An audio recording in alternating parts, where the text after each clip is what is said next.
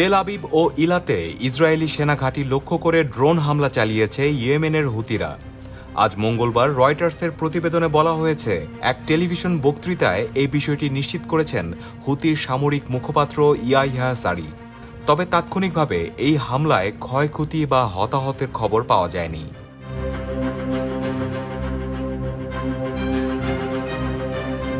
হুতি যোদ্ধাদের এক বিবৃতিতে বলা হয়েছে, তাদের মানবহীন বিমান বাহিনী তেল আবিবের জাফা এলাকায় ইসরায়েলি সেনাবাহিনীর একটি সামরিক লক্ষ্যবস্তুতে আঘাত করেছে। 4টি ড্রোন ইলাত শহরে সামরিক লক্ষ্যবস্তুতে আঘাত করেছে বলেও জানায় তারা। হুতিরা তাদের বিবৃতিতে দাবি করেছে, তাদের 2টি অপারেশনই সফল হয়েছে।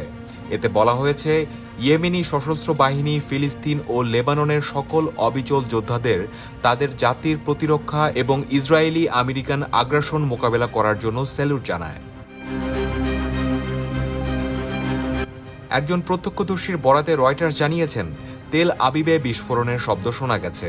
মধ্য ইসরায়েলে বাজানো হচ্ছে সতর্কতামূলক সাইরেন। ইসরায়েলি সামরিক বাহিনী বলছে, এই অঞ্চলে সাইরেন সক্রিয় করা হয়েছে। হুতিরা ইসরায়েলের বেন গুরিয়ন বিমানবন্দরকে ক্ষেপণাস্ত্র হামলার লক্ষ্যবস্তু করেছে। এমন ঘোষণার পর গত রোববার ইয়েমেনের হোদাইদাহ শহরে হামলা করে ইসরায়েলি সেনারা।